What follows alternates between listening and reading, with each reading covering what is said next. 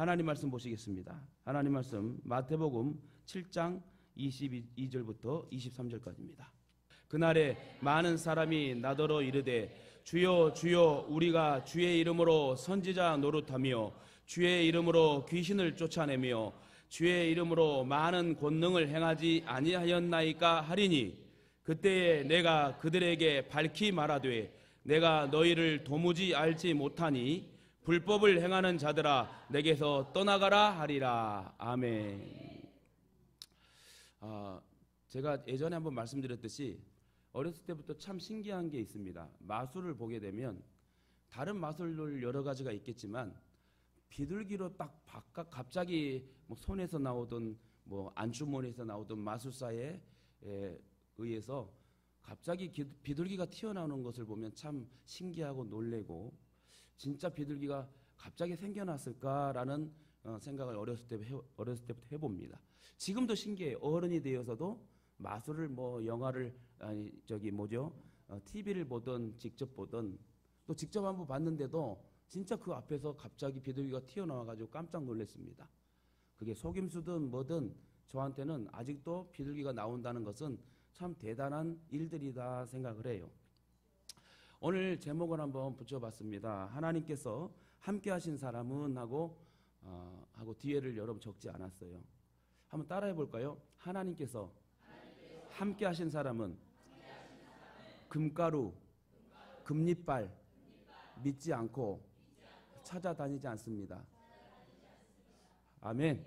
오늘 뭔 갑자기 금가루 나오고 금리빨이 나온가 의아해할 건데 중요한 것이기 때문에 마지막 시대에 이런 부분들이 판을 치고 있는 상황이라서 여러분 알고 제대로 믿고 그렇게 제대로 배우지 못한 사람들에게 바르게 그 복음을 전할 수 있는 그런 여러분 주인공이 되시라고 오늘 말씀을 하나님 주신 것 같습니다. 다시 한번 할까요? 하나님께서 함께 하신 사람은 금가루 금리빨을 믿지도 않고 찾아가지도 않습니다. 할렐루야. 오늘 유튜브 방송 제목을 잘 붙여가지고 오늘 이 귀한 말씀이 세계적으로 획기적인 말씀이 되었으면 좋겠습니다.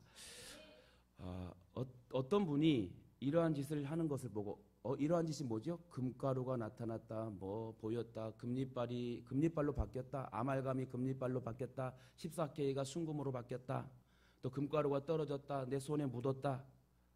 그런 일들을 여러분 처음 듣는 분들은 뭔 소리야 하고 하겠지만 그러한 일들이 지금 막 일어나고 있습니다. 저도 목격했고 저도 참석해봤고 이 상황이 어떠한 상황인가를 저도 분석하고 연구하고 몇 개월 만에 준비해서 여러분에게 오늘 하나님 말씀을 선포하게 하시네요. 오늘 잘 들으시고 여러분 제대로 신앙 잘해서 바르게 끝까지 잘 남아 하나님 앞에 천국 갈 때 잘했다 칭찬받는 여종 남종 되시길 주님의 이름으로 축원합니다. 옆에 분 인사합시다. 사랑하고 축복합니다. 금가루 금리빨 집회를 하는 목사는 사기꾼 목사라는 것을 알려주고자 어떤 분이 이런 글을 쓴 것을 저도 같은 마음이라서 발췌해서 여러분에게 한번 읽어드리겠습니다. 어떤 분이 이러한 짓을 하는 것을 보고 하도 기가 막히고 열이 받아서 4기의 글을 제안하며 글을 올린 것을 제가 발췌했어요. 어떻게 저도 같은 이분과 생각하는 마음이라서 한번 여러분 들어보시길 바랍니다. 이분이 이제 지금부터 내용을 쓴 것을 제가 한번 읽어드리는 거예요. 이분이 이렇게 시작합니다. 누구든지 좋습니다. 내 눈 앞에서 100원짜리 동전을 금으로 변화시키든지 내 이빨을 금으로 변화시킬 목사가 있다면 어떤 조건으로든지 저와 내게 할 것을 제안합니다. 내 손 안에 금가루를 뿌려주고 그것을 금인지 아닌지 성분 검사를 할 자신 있는 목사는 누구든지 저와 내기를 하기를 제안합니다. 내기에 있어서 어떠한 조건이든지 좋으며 물질이나 돈을 걸고 하는 것도 좋습니다. 또 내 평생을 그 금가루 금리빨 사건이 인정된다면 내 인생 평생을 그 교회에 사역을 하며 섬길 것을 약속합니다. 이러한 조항을 계약서에 상호 날인하고 증거를 세울 참고인이 입회하에 시행합니다. 미리 손에 감람나무의 기름이란 것을 발라주다든지 그 기름을 손바닥에 십자가의 송으로 이렇게 십자가의 송으로 말하는 거예요. 십자가의 송으로 발라준다는 행위를 하지 않는다는 조건. 조건입니다. 또 옆 사람들과 양손을 붙잡고 기도를 하라고 하지 말고 옆 사람과 계속 악수로 인사를 하라는 것이 없어야 됩니다. 또한 손바닥을 물로 깨끗이 씻고 건조시킨 후에 손바닥에 금가루가 나타나는지 아닌지 내기를 하자는 것입니다. 그리고 여자들의 화장품이 일절 직접 혹은 간접적으로 접촉하지 않도록 한 후에 시행해야 하며 강한 조명 아래에서 땀이 나지 않도록 한 후에 시행해야 됩니다. 그리고 금가루를 집회에 인도하는 목사와 관계자는 2m 안에 접근을 금합니다. 아울러 지정된 의자에도 앉지 않게 해야 됩니다. 계속 읽어볼게요. 다음으로 어느 물체가 금으로 변화하였거나 이빨에 노란빛이 나거나 손바닥에 금가루가 나타났다고 판단이 되면 그것을 금에 대한 전문가가 옆에서 직접 확인하거나 필요하다면 그 성분을 검사하는 조건입니다. 특히 강한 조명 아래에서 눈을 감고 기도를 한 후에는 그러한 착각이 일어납니다. 금가루는 여자들의 화장품, 곧 펄, 진주 성분에 의한 것이 있으며 성경책의 옆면에 금가루 오래되면 그것도 나올 수 있다는 거지요. 또 예배실에 입실할 때에 감람나무 기름이란 것을 발라주는 사례도 보고되고 있습니다. 또한 기름 성분이나 화장품의 크림 성분이 발라져 있는 손바닥에 땀이 나서 맺힐 경우에 강한 조명 아래에서 번쩍이는 현상이 나타나기도 한다는 거지요. 그래서 옆 사람들과 손을 마주잡고 기도를 하라는 행위를 통하여 이러한 성분들, 화장품, 크림이 묻기도 합니다. 이분이 이렇게 얘기해요. 저는 14K 반지가 금으로 변화하였다는 집회에 참석한 적이 있고 인조 다이아가 실제 다이아 반지로 변화되었다는 집회에도 참석하였으나 눈을 감고 기도한 후에 갑자기 밝은 조명 아래에서 눈을 뜨는 후에 착각이었음이 전문가가 옆에서 확인한 결과 변화되지 않는 것으로 판명되었습니다. 또한 아말감 치료를 한 이빨이 조명으로 인하여 금색깔로 보였던 것뿐이며 그 다음날에 확인한 결과 아말감 그대로라는 것이 밝혀졌습니다. 외국에서도 이러한 사례를 직접 조사한 적이 있는데 단 한 번도 실제로 금으로 밝혀진 적이 없었습니다. 즉 집회의 목사가 금으로 변화한다고 예고하였는데 그러한 현상이 거짓으로 밝혀졌다면 우리가 사기로 고발해야 됩니다. 저는 하나님의 기적과 역사하심을 부정하지 않습니다. 그러나 하나님의 기적과 역사는 이런 시시한 일에 제한되지 않습니다. 참 좋은 글 썼어요. 이분 익명이라 써가지고 이름을 모르는데 이분이 뭐라고 정의를 내려요? 결론을 내려요? 저는 하나님의 기적과 역사하심을 부정하지 않습니다. 저도 마찬가지예요. 지금도 성령은 치료하시고 오늘 기도자의 기도를 들어서 암 환자도 치료되고 살릴 수 있는 하나님의 결정이 주께 달려있으면 우리도 믿고 성령의 역사하심과 예수 이름으로 떠나가라 할 때 그 믿음의 결과는 분명히 우리는 믿고 있어요. 근데 이분이 어떻게 정의해요? 그러나 하나님의 기적과 역사는 이런 시시한 일에 제한되지 않습니다. 그러면서 기껏 어느 부흥 집회에서 이러한 사소한 기적과 표적을 통하여 어느 목사의 초능력을 과시하는 일에 하나님은 역사하지 않으십니다. 그게 중요한 게 아니에요. 내 손바닥에 예배드리다 금가루가 딱 나왔다. 하트가 그래요. 어떤 인터넷 보니까 하트 금가루로 그려져 가지고 환하게 웃고 있더라고요. 근데 그런 사람들 보면은요 변화되지가 않아. 변질되어서 엉뚱하게 신앙생활하고 종말론주의로 가요. 남을 사랑하지도 못하고요. 예수 그리스도의 사랑과 말씀으로 살지 못하고 자기 중심대로 살아가는 사람을 많이 보게 됩니다. 기도한답시고 자꾸 자기를 드러내는 사람들. 또 읽어보겠습니다. 저는 이제 제 의견들을 말씀드릴게요. 이제 말씀. 금리로 변한다거나 금가루가 쏟아진다거나 넘어지거나 지금도요 많은 여러 집회에 우리 교단 간판을 걸어놓고 그 안에서는 엉뚱한 짓을 하게 하는 집회 목회자가 많습니다. 거짓 선생들이죠.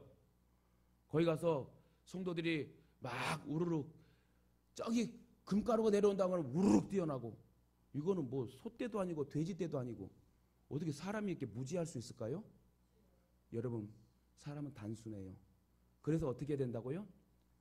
금요일날도 얘기했지만 사람은 동물은 포유류로 태어날 때 네 발이 있어서 땅만 의지하며 먹을 걸 찾을 수밖에 없는 구조이기 때문에 그렇게 해서 땅을 의지해 살 수밖에 없는 구조로 창조되어 있기 때문에 태어나자마자 네 발로 걸어요. 짐승들은. 그러나 사람은 그렇게 하지 않아요. 두 발, 두 팔을 주셨어요. 왜? 두 팔은 하나님을 향하여 예배하라고. 안드로포스, 위를 바라보는 존재가 되게 하려고. 동물과 같이 무지함이 있기 때문에 너희들은 네 발로 아닌 두 발로, 또 두 팔로 창조된 것은 두 발로 걸으며 어느 곳에 가든 사마리아 땅끝까지 이르러 복음을 증거하는 복음 전도자로 살려고, 예배드리라고 우리에게 두 발, 두 팔을 주셨습니다. 이처럼 요즘에도 복음 설교와 가르침을 유지로 하지 않고 아말감으로 씌운 이가 금류로 변한다거나 금가루가 쏟아진다거나 넘어진다거나 끼륵끼륵 웃거나 또 드러누워 두 손을 두 발을 들고 맹수 소리를 내거나 괴성을 지르거나 침을 뱉거나 춤추는 등의 기이한 현상을 성령의 은사라고 하면서 집회를 인도하는 거짓 선생들이 많다. 저도 직접 목격했어요. 그러면 하는 말이, 내가 기도해봤더니 당신은 내가 꿈을 꿔봤더니 이렇게 살라더라. 언제 결혼할 것이다. 언제 어떻게 망할 것이다. 언제 이 길을 조심해라. 완전히 무당이죠. 하나님은 완전히 하나님을 하등 하나님으로 만드는, 이러한 집회 인도가 자기 일을 구하는 것인지 예수 그리스도 일을 구하는 것인지, 그럼 자기 일을 구하는 것 아닙니까? 우리는 주님의 사역을 동참하며 주님 명령하신 사마리아 땅끝까지 복음의 증인이 되어 전도하라고 했는데, 그냥 말씀 듣고 전도하는 인생 되면 천국 가서 상급 받는다 하는데 쓸데없는 데 빠져가지고 자기 일을 구하고 자기의 만족을 채우려고 하는. 근데 뭔가 좀 신기한 이상 징조가 있으면 나는 능력받았다 하면서 믿음 없는 사람을 무시하며, 너 이렇게 기도해야 돼. 거기 있으니까 안 돼. 너 나와야 돼. 이런 식의 개념. 여러분, 다시 말합니다. 이러한 집회 인도가 자기 일을 구하는 것인지 그리스도 예수를 구하는 것인지는 복음에 합한 것인지 아닌지, 또는 그리스도의 사랑에 부합하는 것인지 아닌지를 우린 보아 알 수 있어요. 사실 의심스러운 게 한둘이 아닙니다.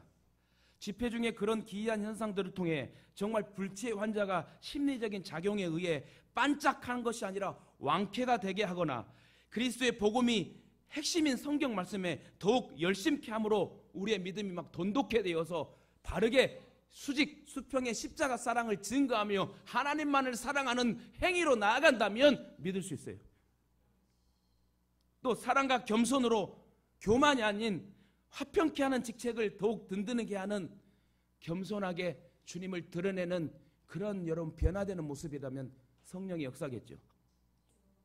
또 그 금가루로, 진짜 그게 금가루로 해가지고 가난한 교인들이나 이웃을 돕는 등의 유익과 덕을 끼쳤다면 이는 사랑의 하나님께서 주시는 성령의 은사라 말할 수 있습니다. 그러나 막연하게 기이한 현상 그 자체라면 사람들의 호기심을 유발시킴으로써 미혹해 하여 멸망으로 끌어가는 사단 또는 그 졸개들의 괴계다. 이건 마귀의 공작입니다. 여러분 확실히 믿으세요. 아이 모르는 사람은 양육해서 훌륭한 신자가 될 수 있습니다. 근데 어정쩡한 것을 배워가지고 진리의 말씀으로 토해내고 개어내려는 작업이 참 힘들더라고. 만일에 사단 또는 그 졸개들인 악한 영들의 괴계라면 그런 집회에 참석한 사람들이 그 영들에게 휘둘리거나 붙잡혀 정상적인 생활을 못하게 됩니다. 뭐 성령을 받으러 간다? 아니, 하나님 말씀을 받고 순종하며 나아갈 때 그게 성령 세례지.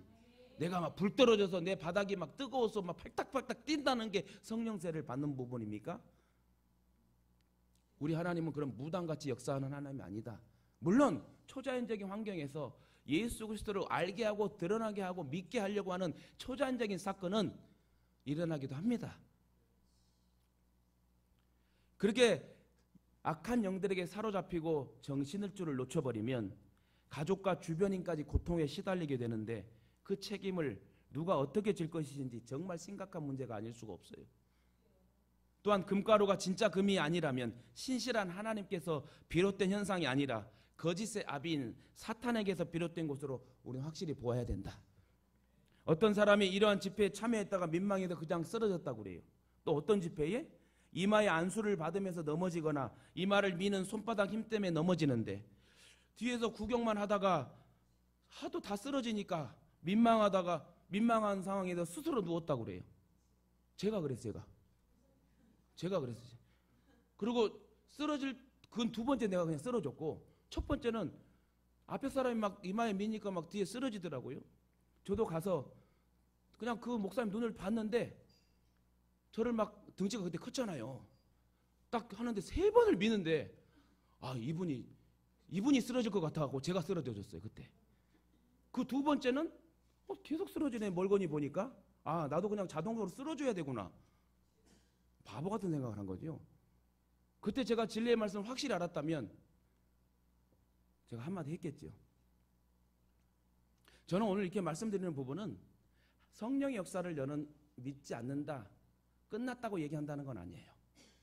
다만 하나님의 말씀에 뿌리를 잘 박아서 은사, 신비, 말씀 구별 잘해서 믿음 생활 잘하자.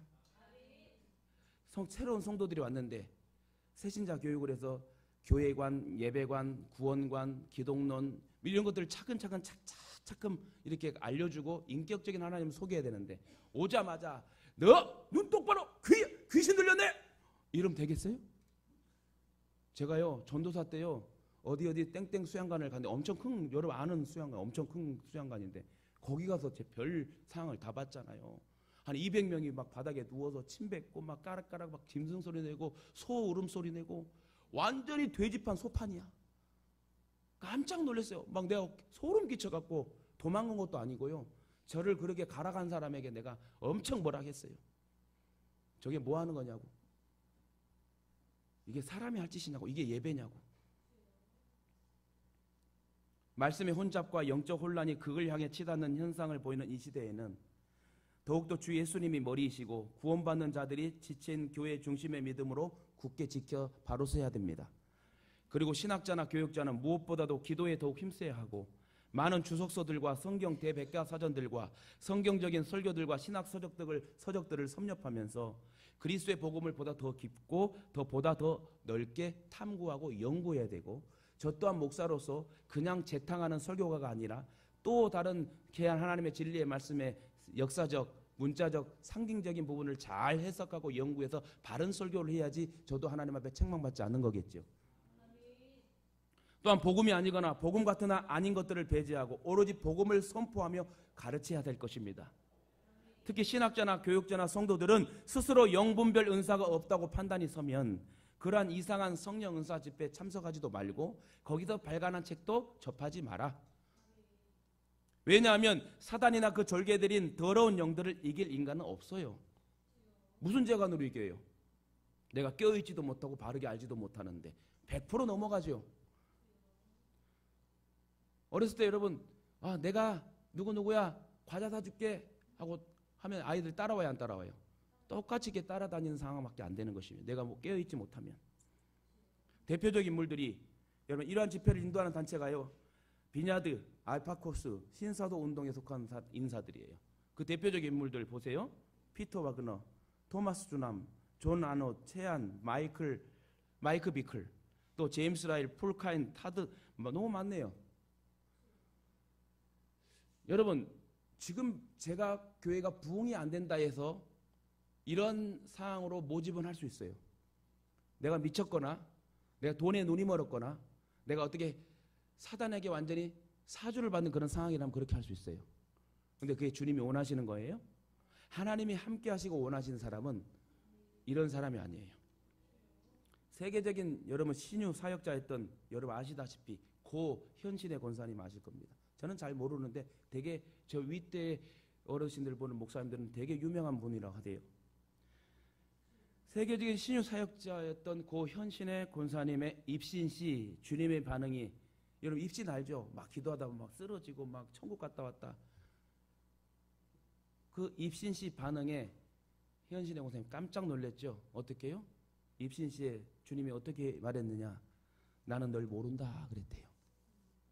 오늘 본문 마태복음 7장 22, 23절에 그날에 많은 사람이 나더러 이르되 주여 주여 우리가 주의 이름으로 선지자 노릇하며 주의 이름으로 귀신을 쫓아내며 주의 이름으로 많은 권능을 행하지 아니하였나이까 하리니 그때에 내가 그들에게 밝히 말하되 내가 너희를 도무지 알지 못하니 불법을 행하는 자들아 내게서 떠나가라. 여러분 예수 그리스도의 이름을 바르게 전달하는 교회, 바른 교회의 목사, 바른 교회의 장로, 중직자, 성도들이 되어야 될 줄 믿습니다.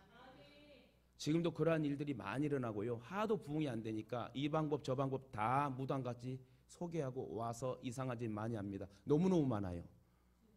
이단은 드러났으니까 어쩔 수 없지만 어떻게 기존 예수 그리스도를 팔아먹는 그런 어처구니 없는 일들이 많이 일어날까요? 새로운 사람이 오면요. 그러니까 요즘에는 대형 교회 뭐 그런 상황은 그럴 수 없는 상황이고 꼭 작은 교회들이 새로운 사람 오게 해서 그 의자에 기정 의자에 앉게 해서 거기다가 금가루를 묻혀놓고 결국 아무것도 모르는 사람은 기도하다 보니 내가 이렇게 어려운 고난의 상황에서 나에게 징조를 보여줬네. 다 속임수죠. 제가 비둘기를 아직도 어떻게 하는 걸 내 배워야 되겠어. 비둘기 나오는 게 너무 신기해서 그걸 내 배워서 꼭 우리 청년들에게 보여주고 싶어. 제가 이렇게 말씀드리는 것은 이렇게 무지한 게 우리 인간이고 연약성이 있다. 여러분 이 마지막 시대에 제대로 우리 예수 믿어야 될 줄 믿습니다. 제가 오늘 말씀 전에 이런 얘기 했잖아요. 오늘 저도 회개했어요. 하나님 내 개인적인 일이든 현실과 환경 앞에 어떠한 말의 상황에 내가 힘든 거는 주님이 하시고 만져주시라 믿고 오늘 이 예배는 내가 하나님께 올려드릴 주의 날인데 주의 시간인데 왜 내 감정을 내가 정리하지 못하고 내가 그대로 나온가요? 진짜 이 예배가 일주일에 딱 한 번 드려진 이 예배가 주님의 기쁨이고 주님이 나를 만나길 원하는 예배인데 그냥 우는 인상을 가지고 울며 예배하는 모습을 보지 않고 기쁨의 모습으로 찬양하는 모습으로 우리 하나님 우리를 기다렸을 것인데 나는 효도도 못하고 하나님의 마음을 더 아프게 하는 근심케 하는 그런 예배자가 되어서는 안 되겠다는 마음이 들더라고요. 여러분 저도 그렇고 여러분 개인적인 환경, 현실 직장의 모든 사업장 어려움이 있을 줄 압니다. 형용할 수 없는 내 마음의 상함과 또 오해의 마음, 속상한 마음이 있을 줄 알아요. 그러나 제일 중요한 것은요. 내가 그를 죽어야 될 상황에서 죽는 건 아니에요. 하나님 나를 죽을 상황에서 살리려고 예배를 허락했어요. 우리 예배 이 시간이 얼마나 귀한지 여러분 정말 금같이 생각하세요. 너무너무 귀한 예배로 생각하시고 내 감정도 내려놓고 내 생각도 내려놓고 주님을 채워갈 수 있는 오늘 정말 예배 시간이 되기를 원해요. 여러분 교회든 직장이든 가정이든요. 내 개인의 진로든 풀리지 않다고 막혔다 해서 속상해할 필요 없어요. 끝까지 남는 자, 끝까지 그 자리를 지키는 자에게는 하나님 꼭 선물 주십니다. 그래서 성경에 많은 인물들 중에 욥도 그렇고 많은 위인들은 그 자리를 피한 게 아니라 그 자리를 지켜 기도할 때 하나님이 다시 일어나 걷게 하시고 쓰셨던 역사가 성경의 인물의 역사입니다.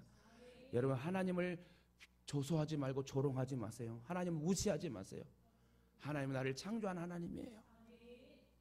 계시록 3장에 보면 풍요 가운데 신앙생활하던 라우디게아 사자에게 주님은 모른다 했어요.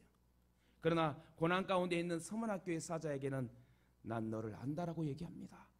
오늘 수많은 교회들이 있고 수많은 성도들이 있는데 양과 염소로 알고가 쭉정이로 나눠진 이 마지막 시대에 여러분 신앙 어떻게 할래요? 돈 때문에 여러분 신앙을 팔지 마세요. 환경과 양심 때문에 현실 때문에 여러분 주님을 팔지 마세요. 이와 같이 가장 행복하고 감격스러운 순간은 아마도 심판대에 섰을 때 주님이 나를 알아보실 때라 생각합니다. 저도 여러분 꿈을 꾸긴 해요. 나는 그 꿈을 여러분에게 강조하려고 한 것이 아니라 그 꿈이 맞다고 얘기하고 싶지도 않아요. 저도 꿈을 꿀 때요. 정말 천국과 같은 너무너무 좋은 그런 환경이 이게 영화도 아니고 뭐다 깨다 보면 정말 아름다운 곳이 천국이란 걸 나도 꿈을 꿨던 사람이에요. 반대로 지옥도 이 너무너무 드글드글한 뱀부터 해서 막 구더기 그런 것도 꿈을 꾼 사람이에요. 그래서 제가 자꾸 꿈 얘기 안 하는 이유가 뭔지 아세요? 그걸로 여러분 해서 여러분에게 두려움을 주려는 것도 아니고 그렇게 꿈을 꾸더라도 그것이 중요한 것이 아니라 당장의 종말이라도 내가 한 그루의 사과나무를 심는다는 마음을 가지고 내 있는 일에 최선을 다하라. 이 말씀 드리려고 꿈 얘기도 한 겁니다. 그 꿈을 의지하지 마세요. 오늘 일어났더만 꿈자리가 사납다. 절대 그런 생각하지 마세요. 꿈자리가 사나우면 내가 하나님께 기도해서 그 꿈을 잊게 해주시고 꿈자리가 평안한 그런 마음으로 하나님 내 마음에 평강을 주세요. 이렇게 기도하면 나아가고 하나님 나에게 불꽃 같은 눈동자로 지켜주시는데 뭘 걱정하고 두려워하고 염려합니까? 하나님께서 함께하는 자만큼 복된 자가 없고 하나님 없이 사는 사람만큼 불쌍한 사람이 없습니다. 제가 말씀드렸죠. 학교 때, 제가 고등학교 때요, 아침 일찍 1교시에 도시락 까먹고, 그때 2개씩 싸줬어요. 도시락을. 급식이 없었기 때문에 1교시 끝나고 딱 먹고 저녁에 야자 했잖아요. 야자 10시까지 야간 자율학습. 그리고 그 2번째 도시락은 6시에 먹어야 되는데 점심 도시락을 아침에 1교시에 먹고 또 2번째 도시락을 점심에 까먹는데, 잘 먹었다는 얘기죠. 한참 왕성할 때죠. 그때 키가 지금 키랑 똑같으니 얼마나 잘 먹었겠습니까? 근데 중요한 건 뭔 얘기하려고 하냐면, 점심시간에 1교시 할 때는 제가 혼자 먹잖아요. 누가 보든 말든. 그때는 제가 싸움을 좀 했거든. 냄새 난데도 누가 나한테 째려보지도 못하고, 니들 다 공부해, 나는 밥 먹을 거야. 네, 그런 사람이었고, 점심시간에 딱 보이면 또 말하지만 친구들이 막 책상을 막 붙여갖고 막 함께 먹는 모습이 너무 좋아요. 근데 한켠에 보면 꼭 혼자 먹는 아이, 혼자 먹는데도 또 소시지나 이런 반찬 또 뺏겨. 무슨 말 하려고 이런 말씀 드립니까? 저와 여러분은 그 많은 사람들 중에 하나님이 함께 하신 사람이 돼야 돼요. 여러분, 함께 하지 못하고 혼자 얼마나 불쌍해요. 그래서 여러분, 혼자 살지 마세요. 제발 좀 같이 살아. 재혼을 하든 3혼을 하든 4혼을 하든 제발 같이 살고, 우리 교회가 막 제가 가정 막 설교, 부부 설교, 막 부부 구역, 부부 교육 막 이런 거 할 수 있도록 이제 꼭 여러분 함께 할 수 있는 그런 사람들이 됐으면 좋겠어요. 그러면 하나님께는 어떤 사람과 함께 하실까요? 미국 사람, 강남 사람, 돈 많은 사람, 성격 좋은 사람, 목사와 이런 사람들과 함께 하나요? 아닙니다. 하나님 결코 외모를 보신 분이 아니에요. 사무엘상 16장에 보니까 여호와께서 사무엘에게 이르시되 그의 용모와 키를 보지 말라. 내가 이미 그를 버렸노라. 내가 보는 것은 사람과 같지 아니하니 사람은 외모를 보거니와 나 여호와는 중심을 보느니라 하시더라. 여러분, 버렸다는 것은 다시 찾을 의미가 없다는 거지요. 버렸다는 것은 그냥 내가 싫어서 버린 거야. 그러면 다시 찾을 의지가 없고 그런 거 아니잖아요. 사울왕은 버렸대요. 결국 버리면서 악신이 들어오면 성령이 떠나고 악신이 들어와 미쳐버리죠. 그러면 본론으로 들어가 하나님께서는 어떤 사람과 함께 하십니까? 첫째, 여러분, 마음을 회개하는 자. 마음을 회개한다는 것은 심령이 여러분 정결해진다는 거죠. 우리 육신은 오물에 의하여 더럽혀지지만 우리 영혼은 죄악에 의하여 더럽혀집니다. 죄야말로 가장 더럽고 역한 냄새를 풍기는 오물덩이와 같은 것입니다. 죄가 들어오면요, 하나님을 똑바로 쳐다보지 못해요. 목사도 쳐다보지 못해요. 그 죄가 사탄이 주장하는 거기 때문에 그 사탄은 깨어있는 자를 무서워하거든. 하나님은 거룩하신 분이시기에 죄의 오물이 더덕더덕 붙어있는 사람과는 함께하지 않습니다. 누가복음 16장에 보면 부자와 나사로 이야기가 나와요. 부자는 매일 우유에 목욕하고, 제가 옛날에 우유 배달하고 우유도 팔아봤거든요. 우유가 여러분 하루 지나면 못 팝니다. 그렇다고 여러분 우유가 막 몇 리터, 10리터 정도, 1리터짜리 10개 있으면 못 팔면 얼마나 아까워. 그럼 그걸 제가 바로 버리나요? 저도 여러분 우유에 목욕한 사람이요. 유통기한은 지났지만 1시간씩 세숫대에 떠놓고 발도 담가놓고. 제가 여러분 왜 이런 말 하죠? 부자가 그랬다는 거예요. 우유에 목욕하고 각종 향수를 바르며 그 몸에 각종 비단 옷을 걸치고 값비싼 음식을 먹으며 사는 사람이 부자였어요. 그 육신이 얼마나 고왔겠으며 건강미가 넘치고 향기로운 냄새가 나겠습니까? 저도 베이비 로션 한 5일 안 발보면 이상한 시골 사람으로 바뀌더라고. 저도 베이비 로션을 하루에 한두 번씩 발라요. 뽀송뽀송해져요. 부자가 얼마나 꾸몄겠어요. 오늘 잘 들으세요. 우리 거치장을 꾸미지 말자는 얘기예요. 거기다가 고위직 종교인이나 명예롭고 사회적 영향력도 강했음을 짐작할 수 있습니다. 반대로 나사로는 어땠죠? 나사로는 종교적으로 부정한 나병 환자요, 거지였어요. 몸도 마음도 인생도 꽝이었던 사람이 나사로예요. 목욕도 못하여 몸에서 악취가 진동을 합니다. 그 육신 전체가 거대한 어물덩이와 같죠. 보이는 육신의 이 거치장의 모습이. 그런데 결과는 부자는 지옥행이요, 나사로는 천국행이었다는 거예요. 중요한 거는 우리의 육신의 거치장이 아니라 우리의 속마음이 잘 치장되어 하나님 앞에 인정받다 천국 가는 인생이 돼야 된다는 거. 사도 바울이 어쨌다고요? 금요일날 말씀드렸잖아요. 자기 육체를 신뢰할 만한 그런 사람이었대요. 이 말이 뭐예요? 자기 육체를 신뢰했다는 건 자기의 스펙, 자기의 공력, 자기의 지식, 자기의 모든 환경이 나는 부러울 사람이 아니고, 근데 그 모든 걸 뭘로 여겼다? 배설물로 여기고 다 그 모든 스펙을 버려버리고 나에게 고상한 지식 예수 그리스도를 알게 되었고, 그 고상한 지식, 고상한 예수를 알고 난 후에는 끝까지 복음사에게 전념했던 인물이 바울 사도입니다. 심판대에서 하나님께서 부자에게는 나는 너를 모른다, 나사로에게는 나는 너를 안다. 똑같이 여러분에게 우리가 죽으면 죽잖아요. 여러분 죽어야 천국 갑니다. 나는 안 죽을 것 같다. 손 들어보세요. 한 사람도 없네. 나는 빨리 죽고 싶다. 손 들어봐요. 또 한 사람도 없네. 천국 가야 된다니까요. 그러면 적당히 내가 열심히 전도하고 천국 가고 싶은 사람 손 들어봐요. 다 들을 것 같아. 그만하죠. 다 저도 그래요. 나 당장 죽고 싶지 않아. 전도하고 또 맛있는 것도 먹고 여러분 세계 5대양 6대지에 5,000개 세우고 나는 좀 멋진 풍경도 보고 하나님 막 찬양하고 전도하고 예수 모르는 사람이 예수 믿고 막 방방 뛰는 모습을 보는 저와 여러분의 복음 사역, 그렇게 하다 천국 갑시다. 어쨌든 저와 여러분 천국 가기 위해 죽어야 되는데, 죽어서 심판대 백보자 심판대에 의해서 물어보죠. 너는 나를 위해서 내가 너를 피 흘려 너를 구원하였건만, 너를 살렸건만 너는 나를 위해 뭐 하고 왔냐. 제가 여러분 저 전도하고 왔습니다 이렇게 당당하게 말하면 얼마나 좋겠어요. 학생들이요 시험 잘 보면 미리 채점합니다. 아빠 엄마 나 시험 잘 95점 100점 맞은 것 같아. 근데 시험 못 보면 어떤 상황이 된 줄 알아요? 아무 말 없고 채점도 안 해요. 나중에 결과 보면 엄청 엉뚱한 점수 갖고 와. 오죽하면 예전에 성적표를 제가 조작을 해가지고 부모에게 효도하는 역사도 있었잖아요. 그러지 말자. 그러지 말자. 여러분 우리가 심판대에 섰을 때 진짜 자신 있게 저 전도하고 왔어요. 추구하는 그 사람을 좀 전도하고 왔어요. 이기적으로 살지 않고 나 배려하고 살고 왔어요. 나는 부족하고 연약하지만 주님 뜻대로 살려고, 말씀대로 살려고 발버둥 치다 왔어요 하고 자신 있게 대답하면 잘했다 내 아들아 내 딸아.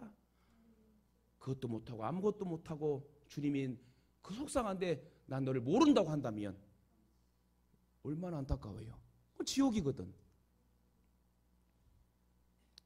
여러분 왜 하나님은 몸짱인 부자와 함께 하지 아니하시고 거진 병자인 나사로와 함께 하셨을까요?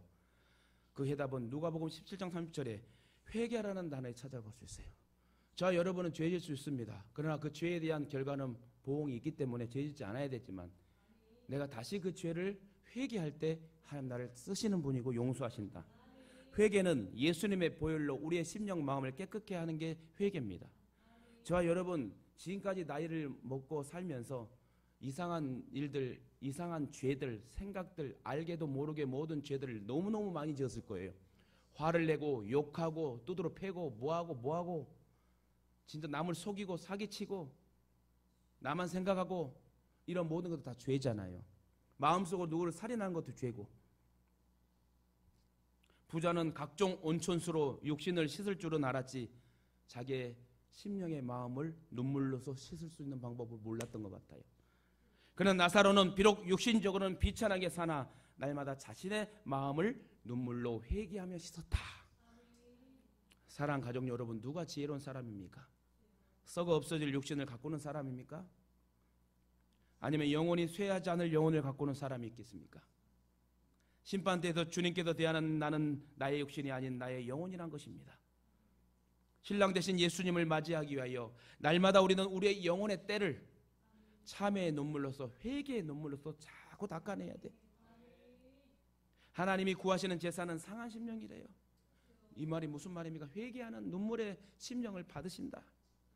따랄까요? 몸의 치장이 아니라 마음의 치장이 필요합니다.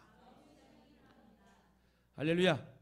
시편 51편 다윗의 고백처럼 우슬초로 나를 정결케 하소서 내가 정하리이다. 나를 씻기소서 내가 눈보다 휘리이다.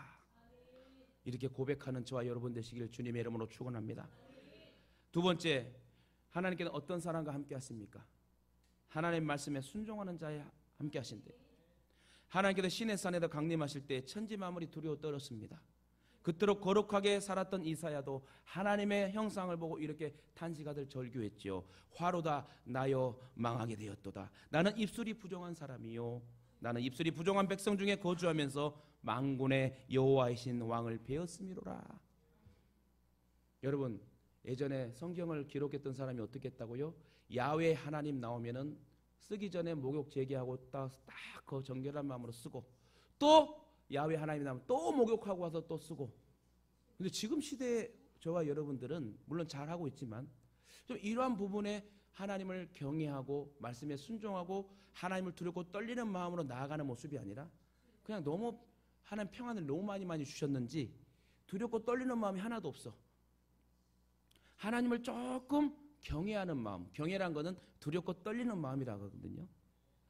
우리는 그래도 결코 하나님을 천박하게 대해서는 안 돼요. 무시하면 안 돼요.